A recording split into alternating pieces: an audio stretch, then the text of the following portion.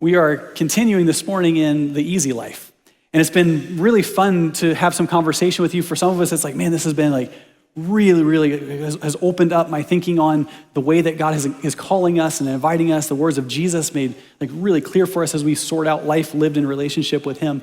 Some of us have a hang up with the easy life. Nate, that's not just bad, it's not bad grammar, it's just not what it is, right? Life is not easy. Come on. We've been finding ourselves and feeling this tension, living out the words of Jesus, regardless of what season in history or an era in history it is. Living out the words of Jesus is hard. He invites us into a way of living, but the reality is, to do that takes something of us. It is hard, it takes work. 2,000 years ago, living on mission was hard too. It's actually, we might be able to understand what the disciples probably were feeling in part when Jesus gathers them together in a huddle, actually a series of huddles, to talk about what it looks like to live their life in relationship with him, but on mission with him. So over the course of a few chapters and over the course of an extended period of time, Jesus had conversations with people who were following him about what it meant to follow him, about what it meant to live on mission in relationship with him. It's found in Matthew 9 through 12. It's this extended conversation, lots of various situations where this conversation is happening. But it's this beautiful set of scriptures, these words of Jesus that make it perfectly clear what it looks like to follow after him. And so Jesus has his disciples huddled, and tucked in the middle of this set of conversations is a statement that we've been anchoring our conversations in throughout this series. Jesus in Matthew 11 says this, "Come to me, all who labor and are heavy laden, and I will give you rest. Take my yoke upon you and learn from me, for I'm gentle and lowly in heart, and you will find rest for your souls. For my yoke is easy, and my burden is light." And so we can feel tension with this description of the easy life, but it's what Jesus is describing. It's just for us to wrap our heads around what he actually means by this invitation that he's extending to us. He says, my yoke is easy. The whole thing, the whole conversation, this whole set of conversations with Jesus is an invitation to a particular approach to life. But with that invitation comes a choice. We understand, actually, if we tease this out and we look at all the ways that God blesses and pours into our lives, we understand there are many, many benefits to choosing Jesus' easy yoke. But there's also a cost, right? We find ourselves, when we say we take Jesus' yoke upon us, this easy yoke that he's inviting us to take upon us, that we're then in step with him, right? He's in the position doing the hard work. We're in the easy position in this yoked relationship. But that comes with a cost. We don't get to choose then direction, pace, purpose, all these kinds of things. It's us yoked with Jesus as he does this work, invites us into this easy life. The cost, though, is what makes the choice a little harder. In fact, we might actually find ourselves straining against the easy yoke, even though we've chosen it. Like we say, God, I choose the easy yoke. I'm going to take on the yoke of discipleship. I'm going to walk in step with Jesus. And yet then we find ourselves straining against the yoke that we've chosen, this invitation that Jesus has given us. And yet as we go, we strain against it. Why would we do that? Why would we make that kind of choice? Why would we, first of all, choose to not take Jesus up on his invitation? And then say, why would we also choose it and then strain against it? What is it in us that causes us to do this? So this morning, before we get into the text, let's do a little bit of diagnostic work. What is it that makes the choice hard? What keeps us straining against the easy yoke, turning the easy life into a hard life?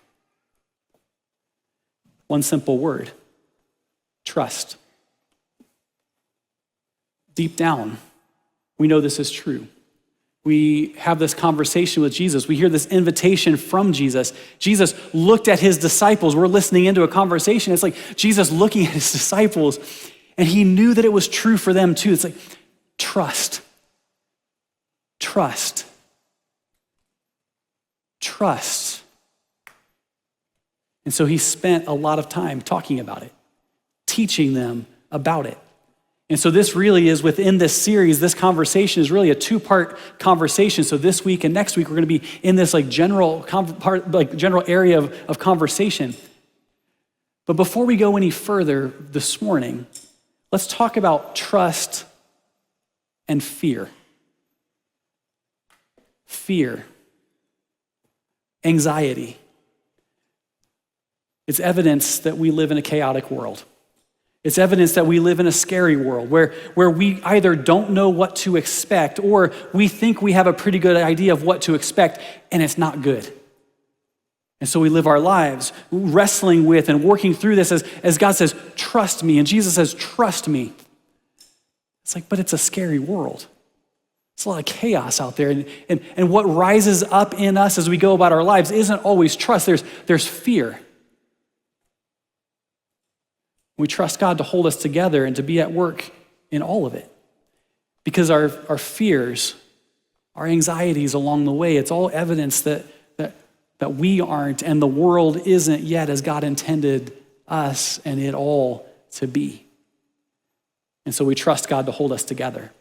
We trust God to be at work in all of it. And it's in this kind of world, this scary, chaotic world that trust often looks like us holding on to God, even with the chaos swirling all around us.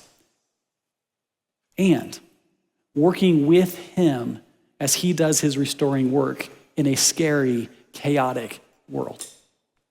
Trust isn't the absence of fear. Trust is knowing what to hold on to when we're afraid. Right? Trust doesn't mean we're not afraid. Trust doesn't mean we don't have anxious moments and anxious thoughts and fears along the way. Trust is holding on to the right things when we're afraid.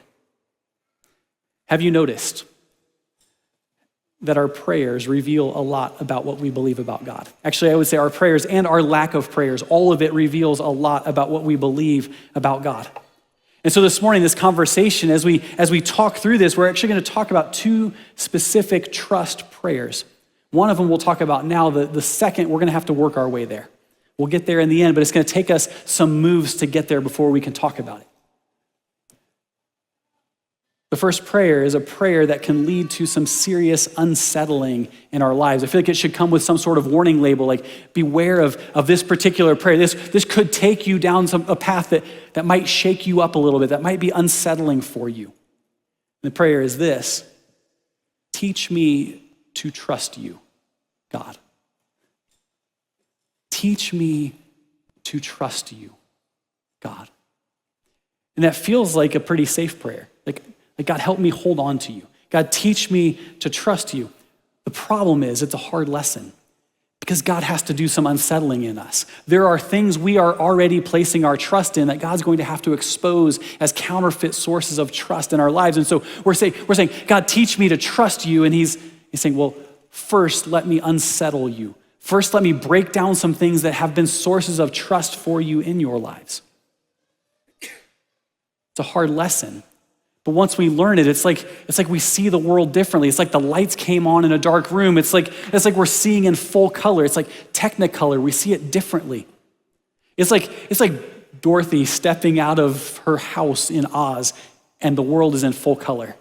And she's like, I can never see this world or my world the same again. Because the prayer has actually two parts. Simple prayer, two parts. Trusting God, right? That's the part that we're trying to get to, the expression, the outcome. But first comes the reordering of trust in our lives. That God will do some exposing work. That God will do some shaking work.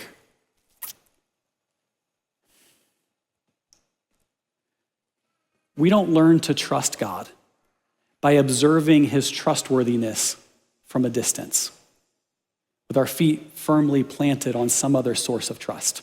Right? We don't learn to trust God by observing his trustworthiness from a distance with our feet planted on some other source of trust. Like God, I see you being trustworthy in other people's lives. God, I see you, I observe your trustworthiness from here on this place where I have placed my trust. we learn about God's trustworthiness as we experience him. Trust is built through experience, not observation. Which means we have to experience some things. Which means God may actually lead us to experience some things that will reveal where it is that we've placed our trust, and so he can show us his trustworthiness. One more thing. God's trustworthiness is not measured by or proven in his meeting of our expectations or by keeping us from getting shaken up along the way. God's trustworthiness is proven in those unsettling, shaken moments where all other objects of our trust have failed us. When he carries us through what we could never carry ourselves through on our own, he's proving himself. He's proving that he can be trusted. And we don't like that, like at all. We don't like that. At least not at first. But as Jesus is inviting us, as he's calling us and inviting us to follow after him, it's like you can only go so far in this following Jesus journey without dealing with the I trust you, Jesus issue. There's only so much we can do until we learn to trust God. Which brings us back then to a 2,000-year-old conversation. In this part of the conversation, Jesus is sending his 12 disciples. Actually, we're going to pick up right where we left off last week. Matthew has just recorded the list of Jesus' disciples, and then Matthew records then Jesus looking at this group of disciples and invites them out, sends them out on their very first missionary journey. They have been observing and walking with Jesus, and now he's sending them. These 12, Matthew 10, verse 5, these 12 Jesus sent out instructing them, go nowhere among the Gentiles and enter no town of the Samaritans, but go rather to the lost sheep of the house of Israel. By the time Jesus spoke these words, or by the time Matthew wrote these words, they would have been jarring for his hearers. Because by the point that Matthew put pen to paper and recorded this conversation that Jesus had with his disciples, his followers would have already known that the mission is much bigger than just Israel. They would have known that it is actually also to the Gentiles and to the Samaritans, all these non-Jewish people in the world. And so they would have known this, and yet Matthew puts pen to paper and describes this moment. It would have been jarring for them, like, wait, didn't Jesus come for all of us? So we need to think of this as a narrower starting point of the mission. Jesus says, so start with Israel. Start with this group. Israel is a people with a unique promise from God. And Jesus himself was the fulfillment of that promise that God made to Israel. So Jesus says we start there. We make this announcement. We share this good news to these people. The beautiful thing is that as God fulfills a promise to Israel, he brings hope and healing to all humanity. And Jesus says, so go to the lost sheep. Remember last week, Jesus had compassion on the crowds because they were like sheep without a shepherd. Now he says, so go to those lost sheep and shepherd them. Go to those lost sheep and gather them and care for them and proclaim to them the good news. Actually, he says this, and proclaim as you go, saying the kingdom of heaven is at hand. Heal the sick, raise the dead, cleanse lepers, cast out demons. You received without paying, give without pay. Jesus says proclaim or preach. The kingdom of heaven is at hand. These are the exact words, like exact words that were proclaimed by John the Baptist in preparing people for Jesus' arrival. These are words that Jesus himself has spoken as he has gone about these first parts of his earthly ministry. And then now he's giving the disciples, his followers, these words to carry with them as they go on their first missionary journey. And they hand that down. And they hand that down. And over the course of generation upon generation upon generation, we now gather and we speak that same set of words. The kingdom of heaven is at hand. Every time the nearness of the kingdom is proclaimed, it is good news for the one who is hearing it. but it's also a beautiful reminder for the one speaking it that they are not alone, that the kingdom of heaven is near. And so regardless of the situations that we find ourselves in when we declare and proclaim the nearness of the kingdom, it's like I'm telling you good news, and I'm remembering that the kingdom is near. That God is near, that Jesus, who has sent me to proclaim this good news, is near. And so it's good news to the hearer and a reminder to the one who is proclaiming. And then Jesus gives 4 actions, which the disciples have actually seen him do. He says, heal the sick, raise the dead, cleanse lepers, cast out demons. They have seen Jesus do this. So he's giving them his words to speak, and he's empowering them and sending them to do the things that he has been doing. And then he gives them an approach. He says, so when you go and you do these extraordinary things in my name, with my words on your lips, you received without paying, so give without pay. This starts with them realizing, first of all, that what has been given to them by Jesus was not at cost to them. They did not pay for what they have received.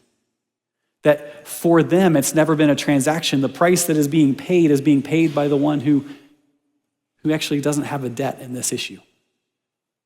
It's a transaction, but not one they could ever be able to afford. And it's also not about compensation. Right? This is not about the way that the disciples will be compensated. Jesus actually will address that later, but instead it's a posture towards people. He said, as you go, do not do what you're doing, these extraordinary things, the healing and the setting free, all these things, do not do them to earn, to receive pay.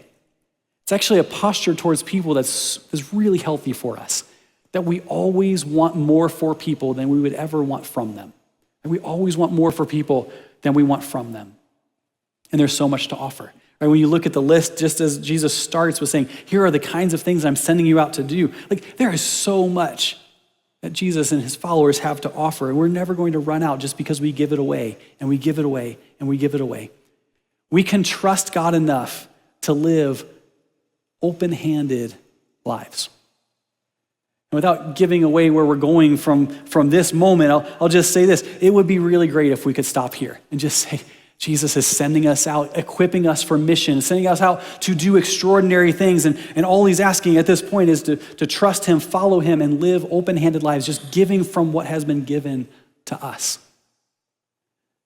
But Jesus doesn't stop with like freely give. He doesn't stop with just open-handed. Now he says, actually, like empty-handed.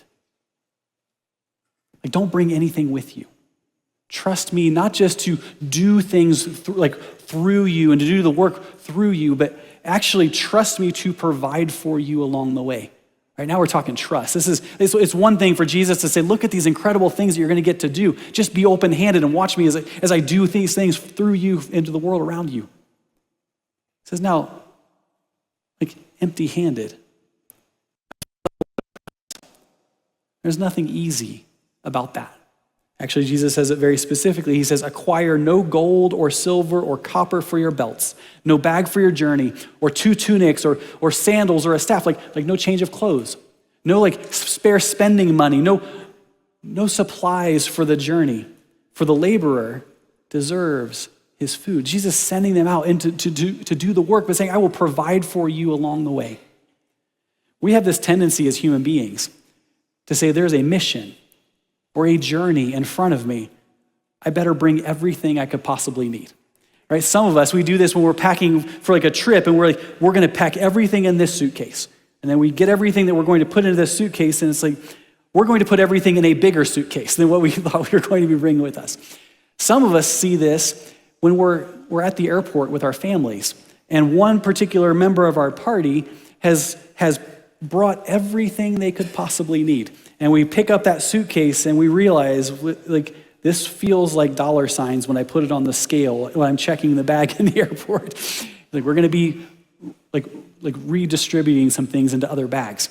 I learned this actually backpacking, going on extended trips where everything that I needed was going to be on my back or picked up along the way. And so there's this real tension that exists as you're going on those kinds of adventures where it's like, I want to make sure I have the things that help me survive.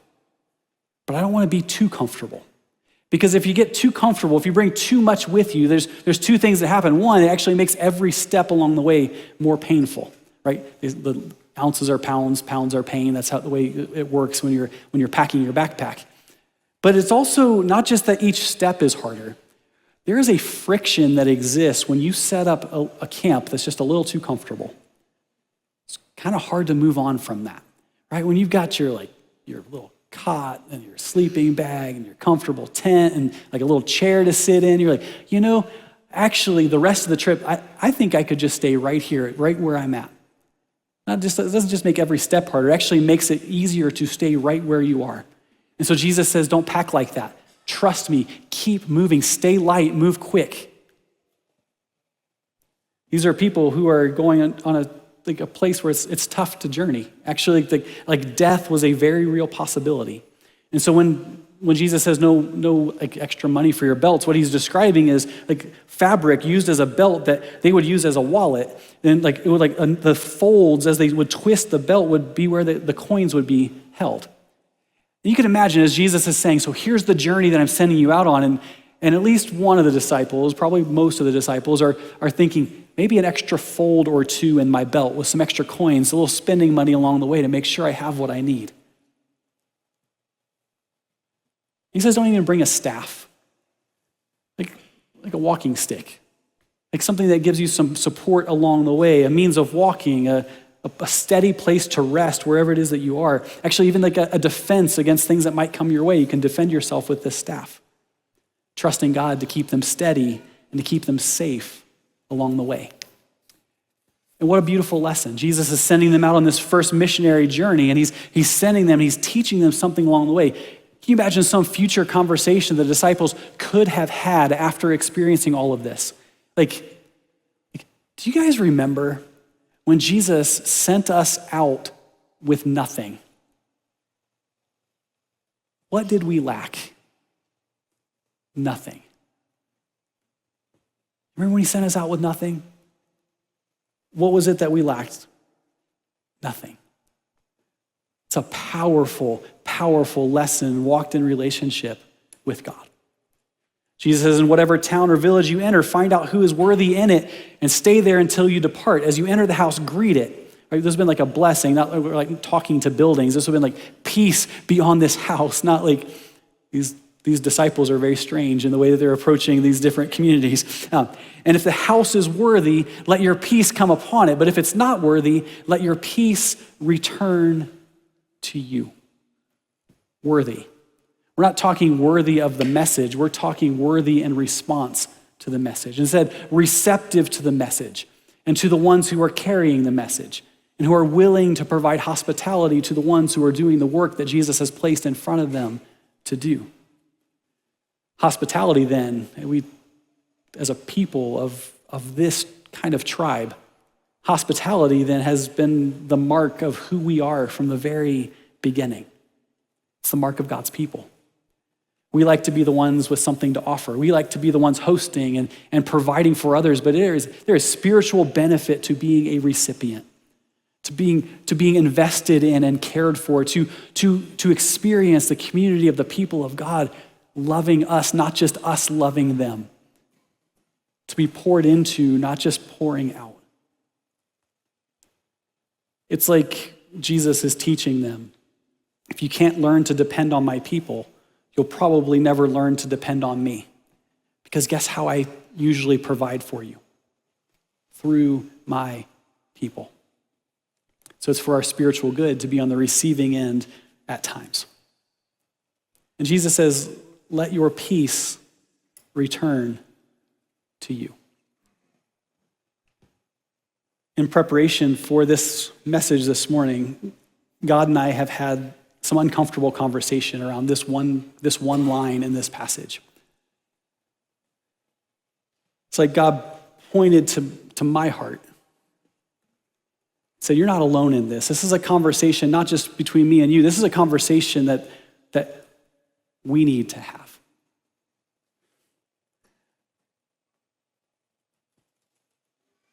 When God calls us to something, he equips us and empowers us to do it. And so he says, let your peace return to you. Let me help you find your peace even when you've been mistreated. When there are things that offend you, when you've been rejected, when people haven't treated you fairly, let me help you regain your peace. And my fear in all of this conversation that I think God is wanting to have with us is like, have we surrendered a superpower that God has given us as the people of God? Where we can be mistreated and treated poorly, and where we don't deserve to be treated the way we are, and our peace can return to us. Is there something culturally and like in the human condition that's still in us that's preventing us from doing the thing that Jesus has said he will help us do? The one who said, like, my peace I will give to you, not like the world gives to you. Like, don't let your hearts be troubled and do not be afraid. Let your peace return to you. That's like not like any other promise. No one else can do what we can do because God is empowering us to do this. Our peace returns to us. Here's my fear, is that we find ourselves in situations where our peace seems to be taken from us.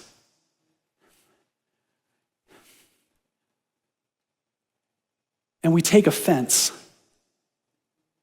And we're holding on to offense. And God is saying, let your peace return to you. And you're like, my hands are full of offense. I actually have no more room for peace. I'm holding on to offense. And then we go from that situation to a place where the peace that God has given us is needed. And what we have is offense to give. Let your peace return to you. It's a promise. It's an empowering. It's unlike anything else that anyone else can do because God is at work in it, empowering us to do it. And this time in human history is not as unique as we think it is. God has been teaching his people to do this. He's been calling his people to do this from the very beginning. Let your peace return to you so that when you need it in the next situation, your hands are full of peace, not offense. We're not carrying offense from situation to situation to situation. We're offering peace. And when that peace is rejected, we hold on to it again. And we take it and we offer it again. And we offer it again and again and again. Empowered by God. Loved by the Father who is sending us out to be instruments of peace in the world around us. May we not forget what we've been invited to do. Let your peace return to you. And if anyone will not receive you or listen to your words, shake off the dust from your feet when you leave that house or town. Truly I say to you, it will be more bearable on that day of judgment for the land of Sodom and Gomorrah than for that town. Jesus says, shake off the dust. Don't bring anything with you from that place. It is okay to move on. They actually did this, by the way. It's not just a figure of speech like Jesus saying, like, shake off the dust off your feet. Acts records at least twice where this happens. Acts 13. But they shook off the dust from their feet against them and they went on to Iconium. Right? Like the church is like, Jesus said, shake off the dust off your feet and move on. And so they shook the dust off their feet and moved on. Paul, when they opposed him, Acts 18, when they opposed and reviled him, he shook out his garments. He's like, not just my feet. Like, I literally want nothing. I take off my jacket, like all of this. Like, nothing of you is coming with me as I move on to the next town. He shook out his garments and said to them, your blood will be on your own heads. I am innocent. From now on, I will go to the Gentiles. The calling is to faithfulness. We don't always get to see the fruit of the work that we do as we follow after God step by step by step. Calling is the faithfulness. So they would have to learn, and we have to learn that we can trust God enough to move on to the next town. And then trust God to let him handle it from there, like he did with Sodom and Gomorrah. If you're interested, by the way, in seeing the situation that Sodom and Gomorrah found themselves in, Genesis 19. But here's the spoiler. It ends with Abraham on a high place looking out over a valley. And here's what it records in Genesis 19:28. And behold, the smoke of the land went up like the smoke of a furnace. Like, God can handle it. God can handle it. Trust him to handle it and just keep moving. Stay on mission. That we can trust God to deal with the opposition that we receive along the way, because the opposition is against him, not us anyways. So as a move of the people of God, we say we will reclaim or take back our peace where we need to. We will always offer peace. Unclench our fists. Shake off the dust and stay on mission. Which brings us then to our second trust prayer. God, I trust you with, and then we fill in the blank with what it is that we need to trust God with. I have found this to be, I have no idea all the things that you might fill in that blank with in your lives. But here's how I've found that this is useful for me and how it's helpful for me. I use it all the time. So I'll walk into a conversation. God, I trust you with this conversation. I walk into a meeting. God, I trust you with this meeting. I walk into a situation. God, I trust you with this situation. It's like just as a reminder to myself as I move throughout my day, like, God, I trust you. God, I trust you with this work day. God, I trust you with whatever it is that you've placed in front of me, this phone call. God, I trust you with this email I'm about to respond to. God, I trust you with this sermon series, and I trust you with this particular message, with the way you're going to put it together so that we can hear you clearly and live it out in the way that you've called us to live it out. God, I trust you with this.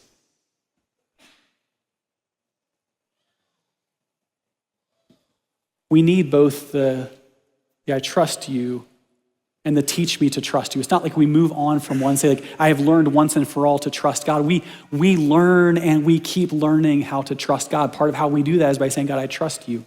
And we trust him and we experience his faithfulness, his trustworthiness, and we trust him more. He's teaching us along the way how to trust him. They work together throughout our whole lives. These two prayers, God, teach me to trust you. God, I trust you. And so we're going to go fill out the blank in countless ways as we go about living our lives. But this morning, I'd like to suggest 3 that I think are particularly helpful for us as we move from this conversation. God, I trust you with my past. God, I trust you with my past. I know this to be true. This is true for me. And I know it's to be true because I've had conversations with you where we look and we say, it's like we have this like half of a conversation with God. We're saying, God, like I have a history. I've done some things. It's like we speak it, but like we don't wait around long enough to hear what God has to say about it. Like God, I've done some stuff.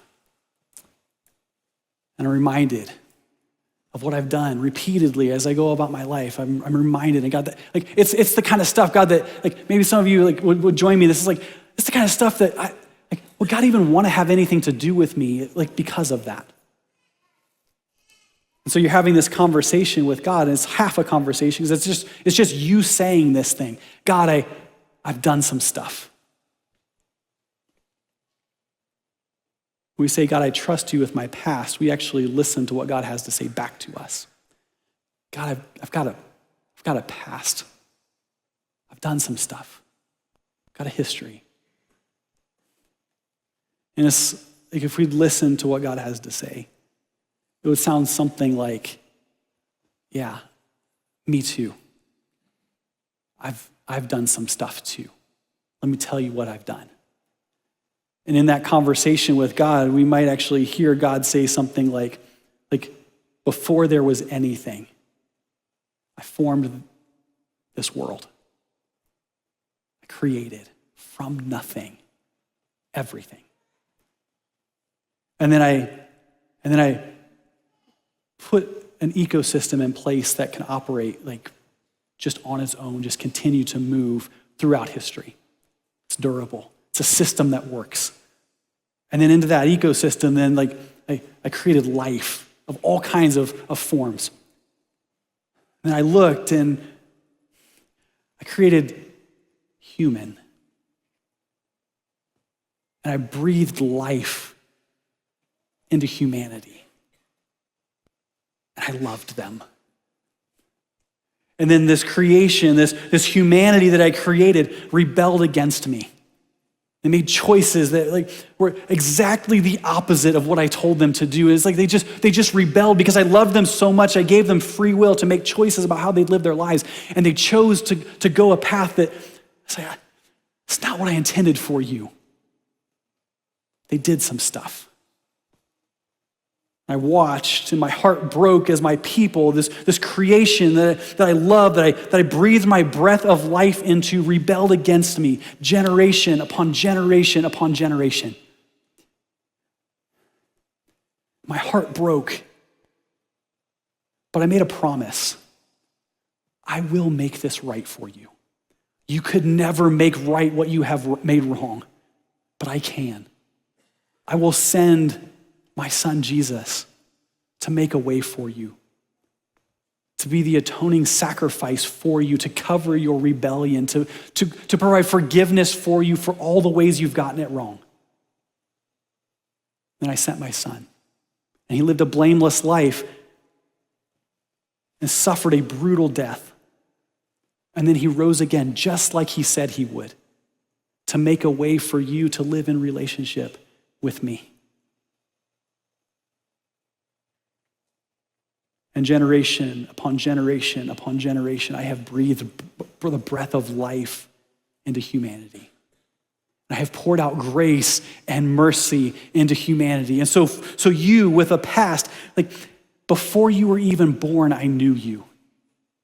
And whatever the conditions were of your birth, when you took your first breath, it was the breath of life that I breathed into your lungs because I love you. And with that breath of life was all the promise that comes with it of forgiveness, that the rebellion, all the things that you bring with you into this world, the way that you choose to operate in this world. The promise that I made, the promise that I kept 2,000 years ago at this point, I'm still keeping for you. You want to talk about having done some stuff. God says, I've done some stuff. And the things I have done outweigh the things you have done in every way. Trust me. We can trust God with our past. God, I trust you with my needs. Can trust God to provide for you. Can trust God that when we are empty-handed and when we are alone, that we can still take steps and it can reveal, as it's been said, that it shows how sure we are that God is with us. And so we learn to trust by practicing trust, letting God prove himself along the way. And I have met in my life some really dangerous, at least to the enemy, dangerous kingdom people. And what I have found about really, really dangerous kingdom people is these are people who have come to the end of themselves, have found themselves empty-handed and alone, and God has proven himself faithful to them. And they're just not afraid anymore. They're not worried about what life might bring, the things that they might have to experience. They have come to the end of themselves, and God has been there, and God has been faithful, and they're not afraid. And so they are on mission in ways that we can't imagine because they understand that God is at work and God is caring for us step by step along the way. And then we trust God to work through others. That we are an unstoppable force when we realize that we are in fact an unstoppable force. Not me as an unstoppable force, not you by yourself as an unstoppable force, but the people of God on mission together, providing for, caring for each other, a force. That we are an unstoppable force when we realize that we are, in fact, an unstoppable force. And God, I trust you with my future. God, I trust you to go before me. I trust that where I'm uncertain, That the yoke, this easy yoke that you have invited me into, like you're leading me into this. That God, when you prompt me to have a spiritual conversation that feels like the stakes are really high, I trust that as you're preparing me and calling me, you are working on the other side of that conversation too. You are revealing yourself to this person who I care deeply about in a unique way as well. The God of the universe, who's done some stuff, inviting us to participate in the work that he is doing.